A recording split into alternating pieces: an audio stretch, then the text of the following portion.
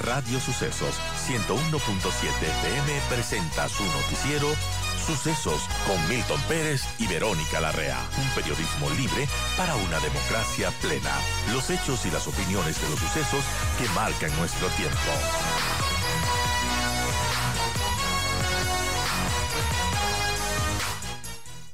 Vamos a hablar acerca de una situación y es que la Corte Constitucional no dio paso al decreto ley de apoyo financiero a favor de beneficiarios coactivados de créditos educativos, becas y ayudas económicas, ni al de reestructuración empresarial enviados por el presidente Lasso el pasado 4 y 7 de julio respectivamente. El decreto sobre créditos educativos, bueno, el organismo determinó que este decreto de apoyo a becarios no cumplía con los criterios de urgencia.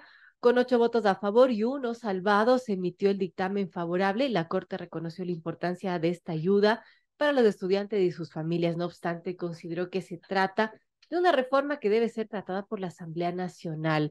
La institución explicó en un comunicado que la propuesta no aborda circunstancias apremiantes, pues se trata de un problema estructural que data de hace más de una década y que nunca fue considerado apremiante por la función ejecutiva. De hecho, previamente a la disolución de la Asamblea se presentaron 2 proyectos de ley que abordaron el mismo tema y que al no haberse calificado como urgentes de materia económica por el presidente, se tramitaron de forma ordinaria. He ahí la negativa de parte de la Corte Constitucional respecto a este decreto ley que pretendía pues beneficiar a las personas afectadas con créditos educativos. Estamos con don Carlos Jaramillo, el expresidente del colectivo de ciudadanos afectados justamente por los créditos educativos. ¿Cómo toman, Carlos, bienvenido, cómo toman ustedes esta negativa de la Corte Constitucional? Buenos días, Verónica, gracias por el espacio. Buenos días con todos los que nos escuchan.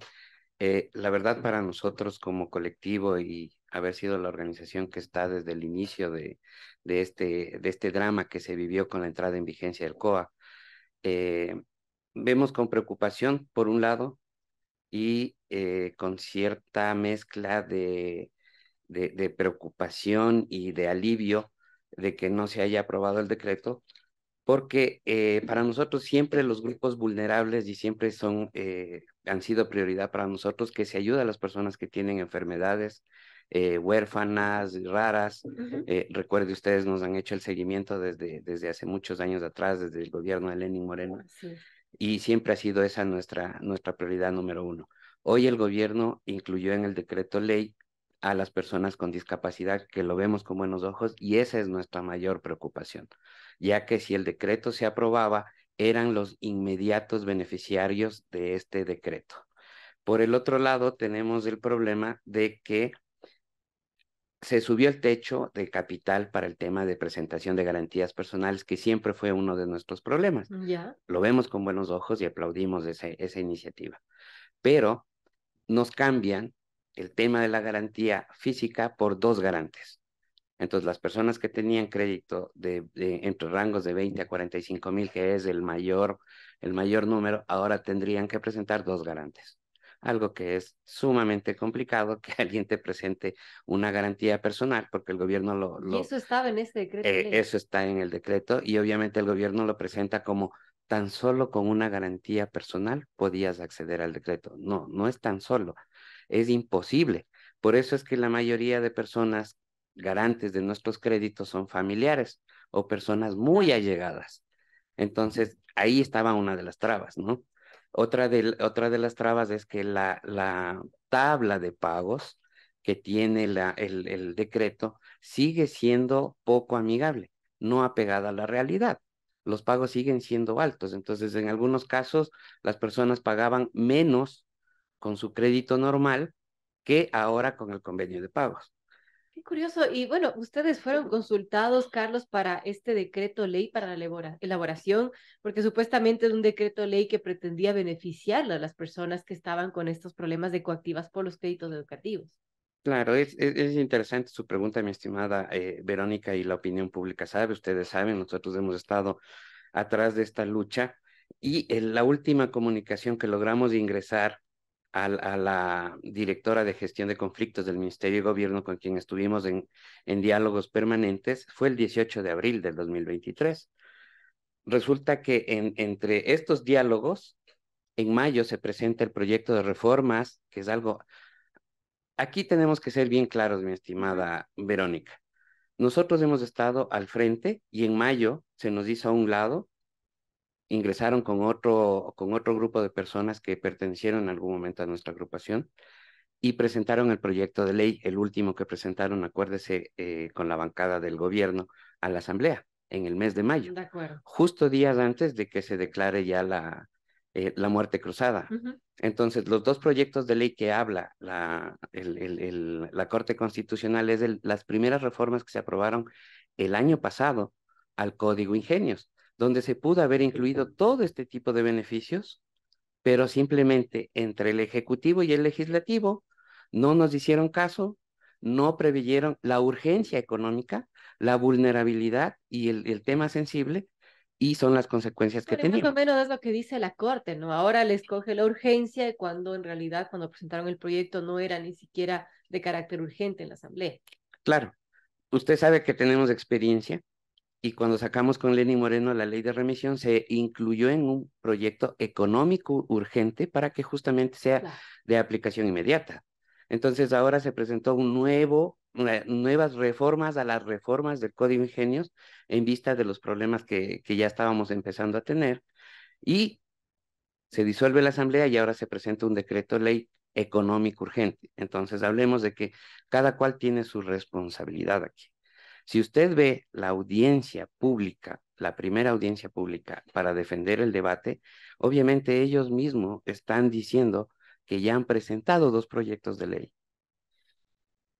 O sea, no Claro. tratemos de echarle la culpa a la Corte ahora. Yo no defiendo ni a la Corte ni a la Asamblea, porque nadie en realidad del Estado en sí se ha preocupado por nuestro tema. Entonces, se presentaron varias alternativas. Ustedes saben que tenemos aquí los documentos. Del 18 de abril se presentó la alternativa para exponer mediante un decreto por la urgencia que teníamos, porque no podíamos seguir esperando un proyecto de ley.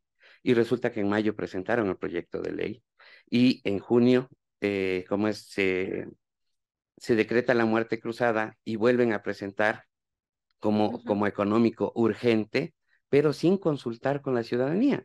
Puede ser que yo tenga diferencias con la secretaria, puede ser que es obvio que al poder no le va a gustar que el ciudadano esté presionando por ayuda, pero era vital que nos sentemos O y por lo menos conocer trabajemos. las necesidades básicas de la sociedad civil organizada, ¿no? En este Claro, caso, los mismos perjudicados a los que tendría que beneficiar este proyecto. el decreto ley habla en una parte en la que dice que superior al 76%, si no me acuerdo, de discapacidad, tienen derecho al 100% de condonación.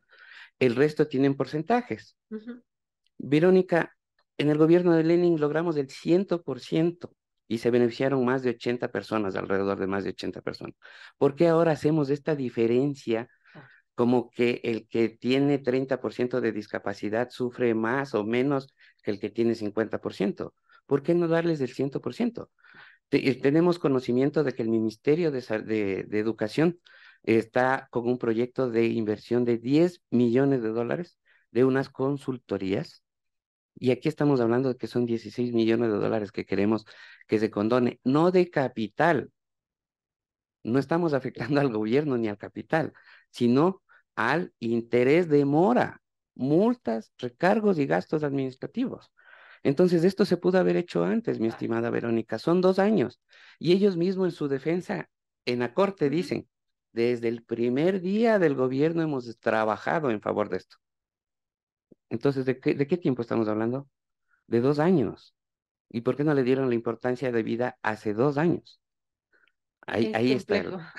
Amigos, son las 7:30 de la mañana. Estamos conversando con Carlos Jaramillo, presidente del colectivo de ciudadanos afectados con los créditos educativos. Ahí este fallo de la Corte Constitucional que negó justamente este proyecto o decreto ley que envió el Ejecutivo para supuestamente beneficiar a las personas afectadas con coactivas en temas de créditos educativos. Ahora, bueno, estamos aquí con Carlos Jaramillo, quien dice que también ha sido ha cuestionado un poco este proyecto de ley porque menciona que no se los ha tomado en cuenta. Y bueno, tiene sus aspectos positivos, pero también sus aspectos negativos. Ahora, Carlos, ya se da esta negativa de la Corte Constitucional. ¿Qué debería pasar a su criterio a partir de ahora? ¿Que trate la nueva Asamblea Nacional un nuevo proyecto de ley? Bueno, Aquí hay una propuesta que lo hemos hecho ya en un medio de comunicación antes, y lo que decíamos es, si el gobierno realmente quiere ayudar y realmente es un tema urgente y sensible, entonces refinancien todas las operaciones de crédito, incluidas aquellas que están en recuperación de capital y las que están en coactiva, a través de Ban Ecuador con créditos del 1%. Estamos hablando de un universo de 20.000 operaciones de créditos educativos que están vivas todavía. Ujú. Recordemos que en el año 2016 se dejaron de entregar créditos, ahora todos son becas. Entonces, ayudemos a ese universo de una vez por todas y saquemos una línea de crédito al 1%. Eso es realmente ayudar a todos, ¿no? A todos. Si esa posibilidad no hay, entonces vamos a tener que trabajar sobre el proyecto que ya se incluyó. Aquí tengo un documento que habíamos pedido inclusive ante esta discrepancia con el gobierno a la Defensoría del Pueblo, que nos brinden la asistencia y el apoyo necesario para entrar al debate de este proyecto de reforma. Nos tocará inmediatamente empezar a presionar a la Asamblea para que se retome este proyecto de ley, que es una de las salidas. La otra es presentar como ciudadanos una alternativa ciudadana de un proyecto de reformas para el alivio de las coactivas. De un nuevo proyecto para la que la Asamblea, en este caso, unifique todos los proyectos con la materia y los trate, ¿no? Exacto, porque aquí lo que tenemos que tomar en cuenta también es que estas reformas son para aliviar la situación de coactiva. Mientras no haya reformas al Código Orgánico Administrativo de fondo donde se diga las personas con créditos educativos no serán reportadas al buró de crédito, o que las personas con créditos educativos no tendrán impedimentos laborales, Ujú. la situación va a seguir. Es Y como un círculo, ¿no? exacto, y usted sabe, en el decreto que se está presentando también dice, solo se aplicará por una sola vez. Es decir, todas las personas que hayan caído en coactiva, que tengan beneficio con este decreto, si mañana, Dios no lo permita, vuelven a caer en coactiva, les aplicarán el COA. Claro. Entonces, esas son las salidas, o sea, o financiamiento a través del 1% Ban Ecuador, retomar el tema con la Comisión de Régimen Económico inmediatamente o presentar otra alternativa. Y el gobierno debería buscar la posibilidad, ante esta traba que se presentó con la Corte, de suspender los procesos coactivos de alguna manera. Debe existir alguna manera, mi estimada Verónica, en este Claro. estado, en este pequeño estado de excepción, al no tener una asamblea, ¿no? Alguna salida debe haber. Ahora usted da esta alternativa, Carlos, como parte parte del colectivo y como presidente del colectivo ciudadano de afectados de los créditos educativos y con Ban Ecuador. Suena bastante viable. Ustedes han podido tener acercamientos con las personas de Ban Ecuador. Hay otro grupo de personas que están afectadas y que están organizadas, mi estimada Verónica, que son todos aquellos que están en coactivas bajo el COA, Ban Ecuador, Ujú. BIES, CFN, y estamos en conversaciones con ellos. Es una asociación de afectados por el COA. Entonces, con ellos hemos hablado y estamos tratando de hacer ya acercamientos justamente para ver si se logra tener un acercamiento con Ban Ecuador y ver si esto es factible. De todas maneras, esta decisión no depende mucho de Ban Ecuador, es una decisión del Ejecutivo netamente. Bueno, veamos qué sucede con esta situación bastante compleja después de la negativa de la Corte Constitucional. Y bueno, mientras tanto, y Carlos, ¿cómo está la situación de las familias afectadas con los créditos educativos? Claro, como le digo, mi estimada Verónica, preocupados, eh, a pesar de los fallos que para nosotros tiene el decreto, sí beneficiaba a un grupo de personas que son las personas con vulnerabilidad. Obviamente esto nos tiene preocupados y ver las maneras de cómo poder solucionar, porque el tema es que seguimos en coactiva. Ojo, algo importante, mientras la Corte se pronunciaba que desfavorablemente al decreto ley, ya los abogados externos del CENESID empezaron a mandar correos a las personas diciendo que en vista de que ha habido una negativa al decreto ley, por favor, acérquense inmediatamente a buscar alguna alternativa de solución porque van a empezar con los embargos y van a empezar con todos los procesos. Ahora, estos nunca se han detenido, ¿no? Ojo. No porque el Claro. decreto se estaba presentando se han detenido los procesos coactivos, estos siguen. Entonces, claro, vamos a tener una reunión para ver qué acciones vamos a tomar a más de las que se puedan venir, porque esto es cuestión de tiempo, ¿no? Esperar que se nombren las nuevas autoridades, que se posesionen para nosotros poder ya entrar a conversar. Vamos a tener acercamientos también con los principales candidatos o los más opcionados, porque este tema se viene complejo para nosotros, ¿no? Se Claro viene que sí. bastante complejo. Entonces, esa es la situación, la gente está con mucha preocupación, sobre todo las personas que tienen mayor vulnerabilidad, le pusieron mucha esperanza y fe. Por eso nosotros nos hemos mantenido al margen, mi estimada Verónica, no hemos ido a la corte ni a favor del proyecto ni en contra del proyecto, hemos sido respetuosos de que se haga el proceso. Si ya el gobierno decidió presentar sin consultar con el resto de ciudadanos, ok, ya lo presentaron y que sea el proceso normal.